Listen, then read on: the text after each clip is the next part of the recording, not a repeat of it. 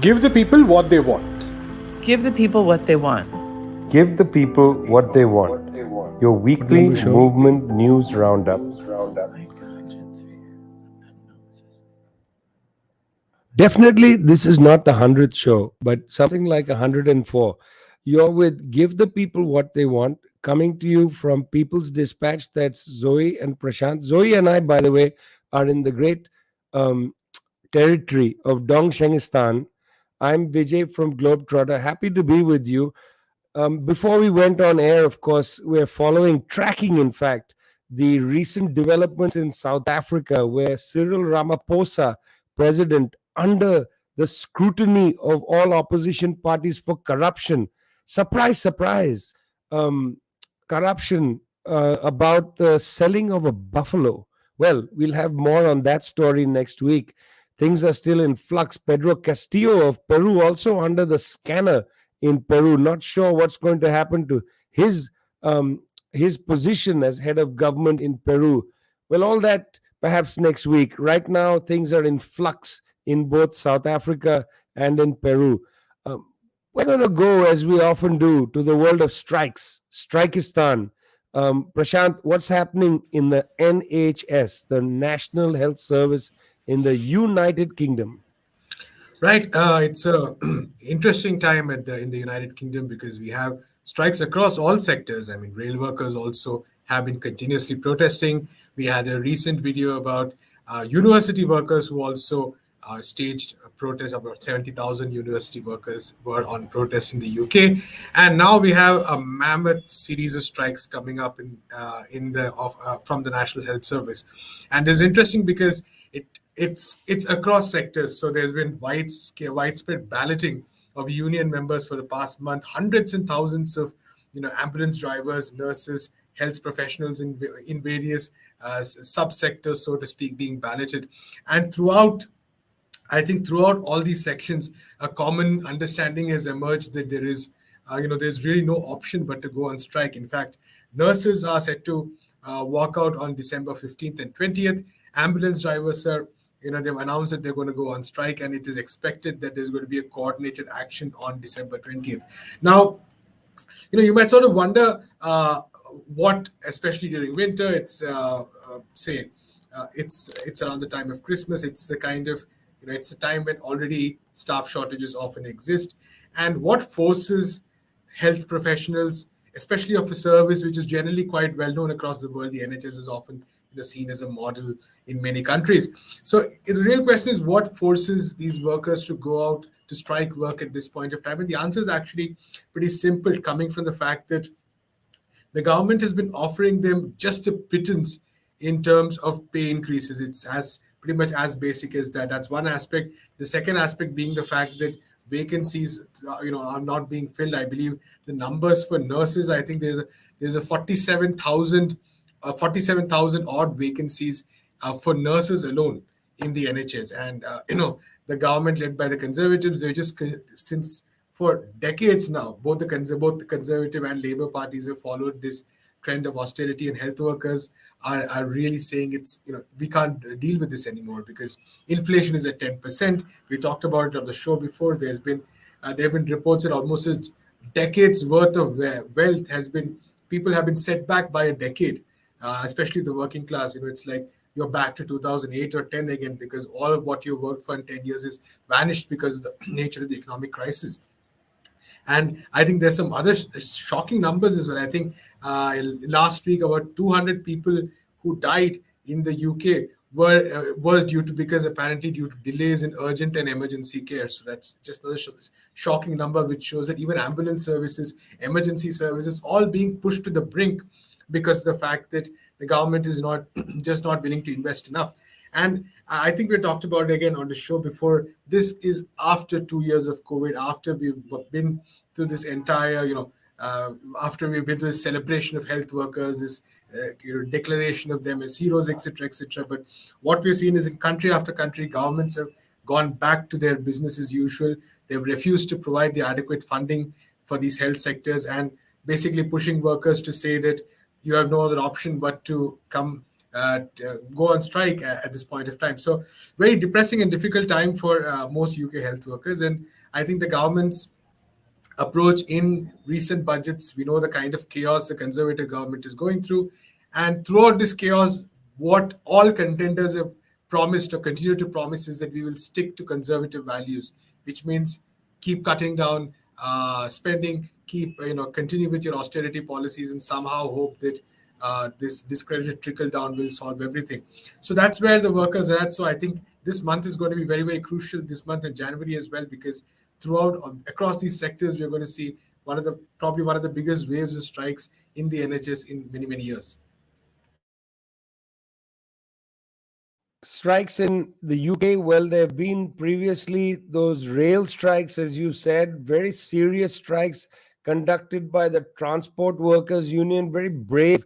They continued rolling strikes not only in the UK, across the Atlantic. Looks like the United States, another wave of strikes. What's happening, Zoe? Well, it's an interesting situation. As we know, the transportation sector is an extremely crucial sector. And even though the US is one of the countries with, not many passenger railroads, of course, railways are still extremely crucial to the economy. So much so that Joe Biden actually pressured the US Congress to pass legislation blocking a rail workers' strike. And it's interesting the way that they came about this, because they said that they want to make sure the economy is not affected by potential rail workers' strike. And what is it that the rail workers were fighting for? Well, actually, they were fighting for the right to paid sick leave, which is really should be a fundamental right of all workers. And because they were not given the offer of paid sick time in these negotiations that they've been in with the union and the rail worker companies. They said that they were going to take industrial action if this demand was not considered. And instead of, considering the offer that was made for 7 paid sick leave days, Joe Biden and Democrats actually pushed forward legislation that would force them to accept a deal that had none of this rights respected. Interestingly enough, some Republicans voted against this. And really, I think it's just a testament to show that the Democratic Party in this case is really just showing its true colors. And it's the fact that it's, at the end of the day, on the side of big capital, not supporting workers' rights. And in all, you would think that, especially after the pandemic, the right to have time off when you're sick, to take care of yourself, to not infect your other workers should be, at this point, common sense. But no, of course, it is not. And an interesting point is that also a poll was conducted around this rail workers strike. And it actually showed that about a majority of Americans actually support rail workers prioritizing their rights over economic growth, and that they did not approve of the intervention of Congress. So I think this is really important to point out.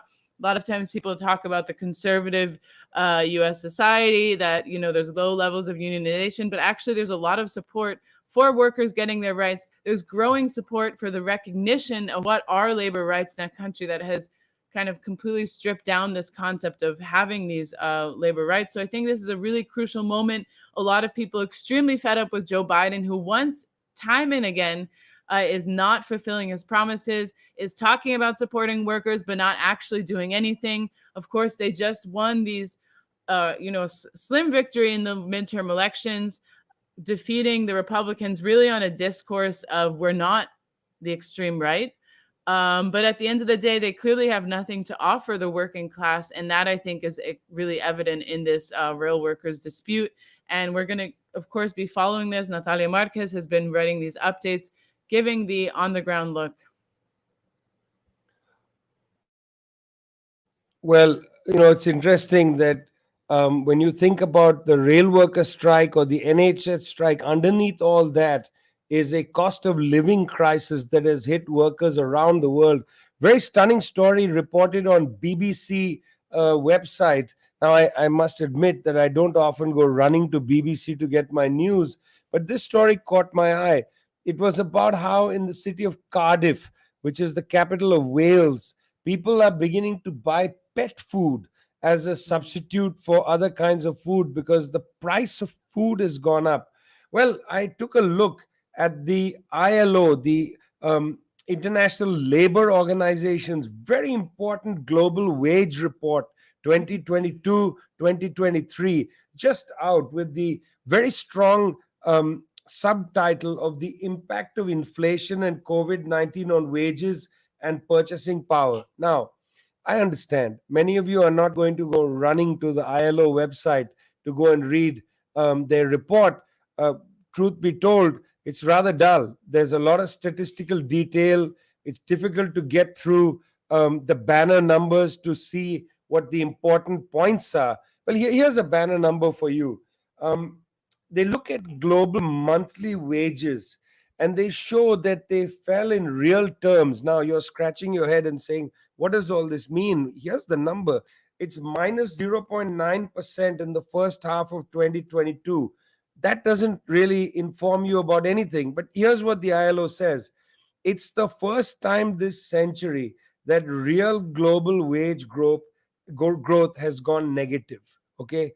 If you don't really follow all the numbers, I think the analysis is itself stunning. It's the first time in this century, the 21st century, that real global wage growth has gone negative. Looking deeper into the numbers, looking at some regional differences, it's pretty striking. In the European Union, where there's a large social welfare sector to protect people who have lost their jobs, through, for instance, job retention schemes, wage subsidies, and so on. There's been an increase in real wages to 1.3% in 2021, but it declined to minus 2.4% in the first half of 2022. That means in Europe, they saw some increase in 2021, largely because some people began to imagine the pandemic is over. Well, just as the point came when the pandemic was over, when some supply bottlenecks from Asia and other manufacturing centers in the world began to slow down. You had, of course, the conflict in Ukraine, which is a contributing factor to this. But there are older drags on the economies in Europe. So Europe faced a 2.4% decline. That's significant. China, for instance, the other end of the world from Europe, didn't see such a catastrophic collapse. Real wage growth increased in fact, but much less than it had increased in the previous year. So they had a modest increase, not the kind of drop you saw in Europe. One more example that might be interesting to people. In Africa, there was a fall in real wage growth to minus 1.4% in 2021. Already before the war in Ukraine, there was a real decline in real wage, but it slowed even further to 2.5% in the first half of 2022. It's a pretty important report from the International Labor Organization, because what it's showing is that not only are social services being cut in most countries around the world, that means governments are deciding to slow down on the various stimulus packages that they had provided during the pandemic, and also slowing down or cutting other social welfare programs, partly because the tax base seems to be not as favorable as it was in the pre-pandemic period. So not only are governments cutting on social welfare spending, not only are prices going up on basic goods, for instance, on fuel and food and so on, including rents. There's a secular increase in prices that has been pushed upward by the, let's call it, the Ukraine bump, for many prices, largely because there's also kind of insecurity in the markets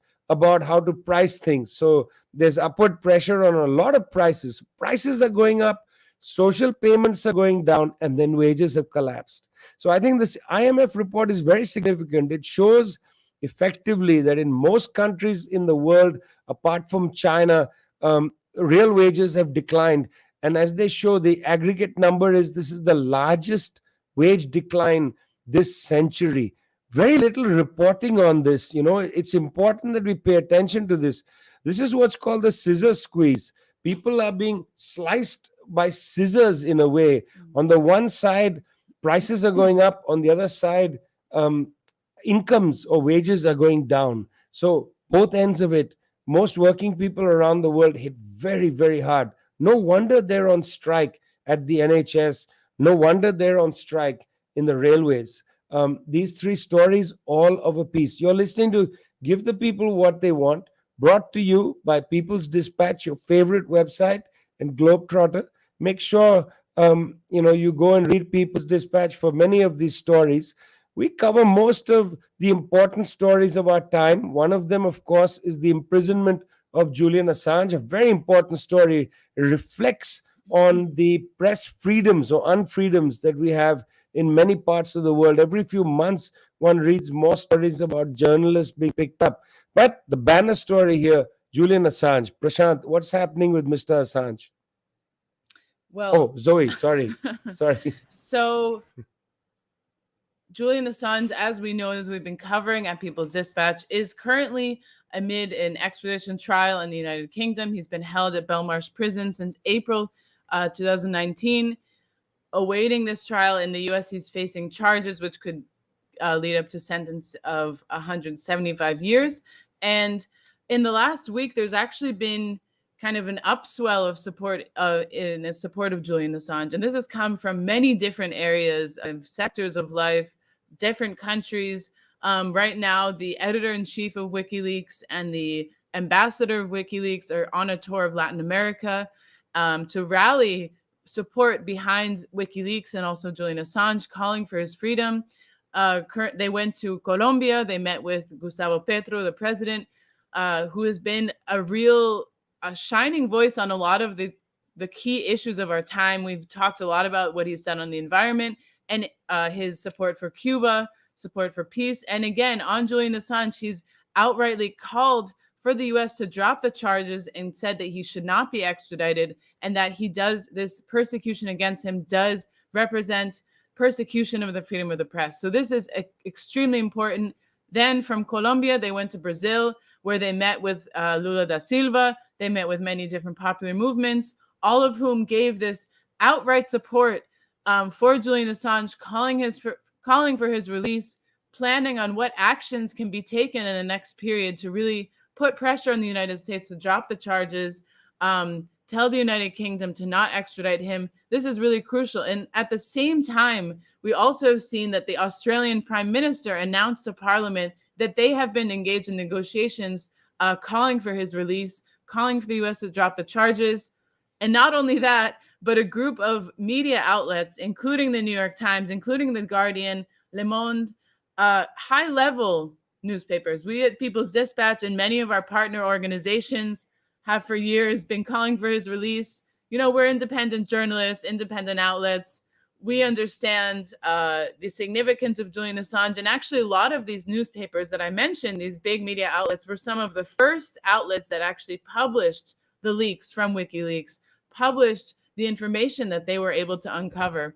And they had really been silent about his persecution. They had not taken up this cause of the freedom of press and all of this, which his case represents. However, this week, they actually took a stand and said that calling for the charges to be dropped, highlighting what this means for freedom of press across the world. And so this cannot be understated. These are huge media houses that have a lot of impact in the world. Australian Prime Minister, two heads of state, Lula, who's an incoming head of state, Gustavo Petro. This is showing a real shift and showing that actually this international pressure could be key. Will it be enough for the U.S. Justice Department to actually drop these charges? That remains to be seen. Will it be enough for the UK Home Office to decide to not extradite Julian Assange? That, again, remains to be seen. But I think it's quite impressive to see the response from the international community and also see that the U.S. does not have hegemony, does not have a united front on this issue, and that there are cracks in what seems like a united support and unanimous support behind its persecution of these different people. And I think it really also shows us the importance of organizing, and especially the efforts that we've been taking on with different media outlets to really continue mobilizing for this. That's Julian Assange, who is an Australian national. Interesting that the Prime Minister of Australia, Mr. Albanese, has said, release Julian Assange. The Australian government just cut a deal with the United States to spend $1 billion to expand Tyndall Air Base and the Pine Gap Intelligence Center. 6 B-52 US bombers are going to be stationed at Tyndall. Contradictory world. Same time as Australia is doing that, Albanese says, well, maybe my national needs to, after all these years, listen to somebody from his government. Yes, media houses like People's Dispatch, Globetrotter, and we've been banging the drum. Well, People's Dispatch and Globetrotter, we do this show together, give the people what they want. We also do a lot of journalism together on the People's Dispatch website. Wonderful story by Tanu Priya, produced by People's Dispatch on Globetrotter on the situation in Pakistan. Boy, has the world already forgotten the floods, Prashant?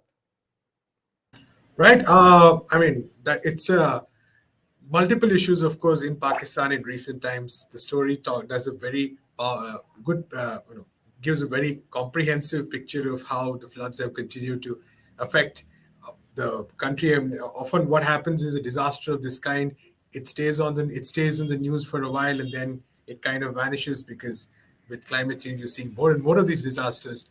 But what is often difficult to calculate is the fact that the impact is enduring. It goes on for months. It affects, it destroys health system. It affects nutrition. Say an entire generation in some regions gets affected. It takes years before people are able to get back onto their feet. And I think that's one of the key aspects which, in fact, even led to the discussion on loss and damage during COP27 as well, because that was really the key question, that when such kind of disasters happen, how long does a country have to go with a begging bowl for the money to actually deal with some of these disasters? But also other developments happening in Pakistan as well, which is interesting, because on the one hand, kind of tragic as well, because on the one hand, we saw that the Tehreek-e-Taliban in Pakistan, which is closely in some senses associated with the Afghan Taliban, but operates strongly in Pakistan, broke its ceasefire with the government at this point of time. There was an attack, a tragic attack on a polio vaccination team, in which 3 people were killed, including a policeman, a woman, and a child. And in this region where the attack happened, it's significant that polio immunization drives are often cast as some kind of Western conspiracy. And, there have been a number of attacks on teams which do that. But the larger picture here, of course, also is of the fact that the collapse of the ceasefire brings another period of great uncertainty as far as Pakistan is concerned, because we've already seen Pakistan has had a very, very difficult year. Let's be clear about it. I mean, we saw over the past year, the economic crisis really going to new heights, inflation, really strangling people. Then the floods came about, and now we have the end of the ceasefire, which was anyway very tenuous. Let's be very clear about it. It was a very tenuous ceasefire, but the end of the ceasefire is expected to lead to more violence. We know that the Pakistani Minister of State for Foreign Affairs went to Afghanistan. They had a meeting with the Taliban over there, but the key question remains that how exactly are these issues going to be resolved? There's no real answer to it. So are we going to see more attacks happening in the near future? That's probably, unfortunately, what we're going to see as well. So difficult times for the people of Pakistan.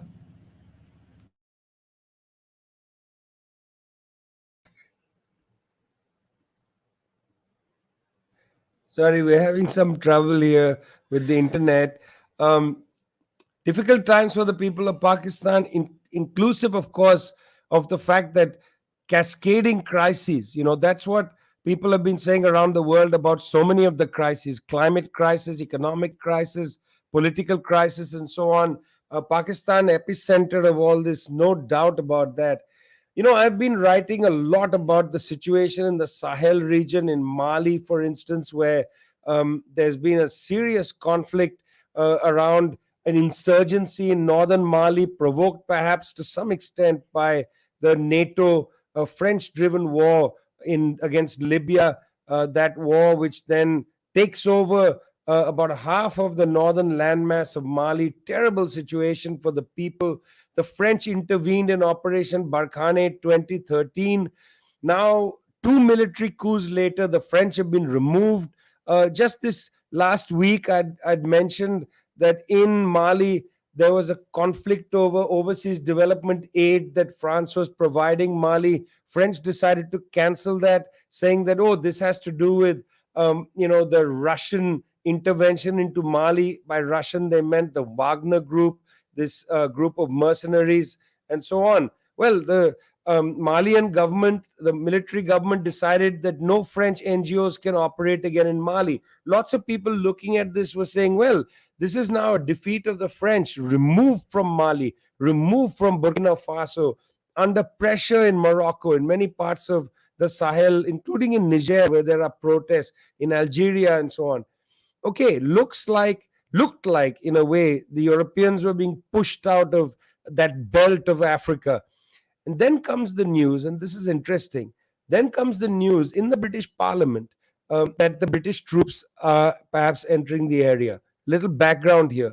In 2017, countries in West Africa met in Accra, Ghana, and they set up something called the Accra Initiative. Now, it's important to realize there is a serious problem of insurgency in many of these countries. About 100 kilometers into the territory of Ghana, in the north, has been essentially not taken over but eroded from the Ghanaian government, and various jihadi groups have entered the country. This poses some challenges for the government, because these are, whatever their ideological orientation, jihadi or not jihadi or purely opportunistic, they are nonetheless a non-state actor, which is creating quite a serious problem for the governments, in fact, for the people of the region as well.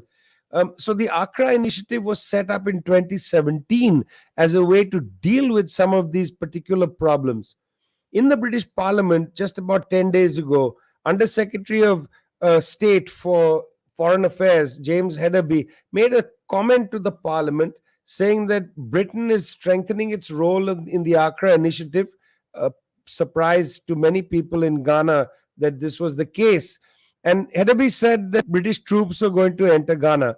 Again, important to remember, I'd done a story for Globetrotter and People's Dispatch, published it, about how an entire terminal at Accra International Airport had been taken over by the US government. In fact, one of the things I learned for that story is when US troops arrive in Accra, they don't have to show anybody their passport. They walk right into the country. It's an entirely bizarre situation where foreigners are able to enter the country. Even diplomats have to actually stand in a queue and show their passports to a passport official, but not so US troops.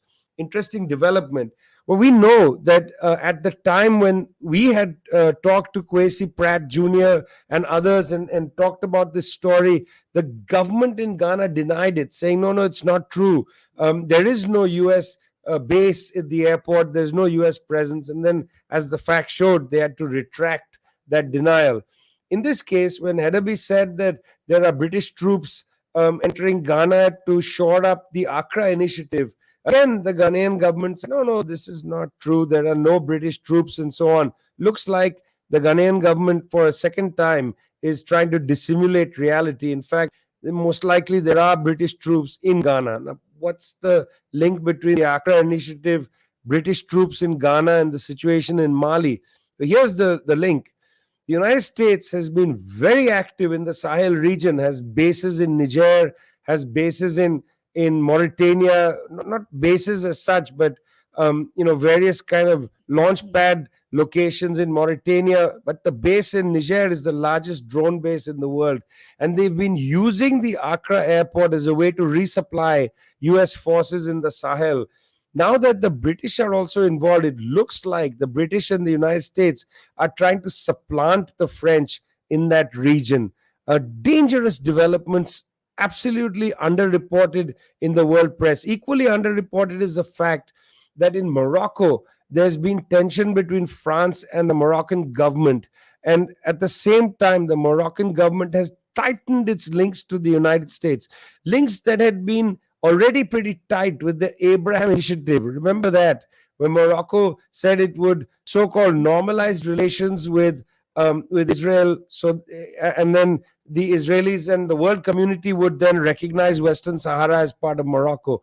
Well, looks like in Morocco as well, US military in the saddle. France getting pushed out, the United Kingdom and the United States right there to take over from them. This is not necessarily a major change in the Sahel, might just be a change of who is the colonial power or the neo-colonial power in the region. We'll be covering this story much more as we've covered all our stories. You're with Give the People What They Want from People's Dispatch. That's Zoe and Prashant. I'm Vijay from Globetrotter. See you next week. I think it's show number 105.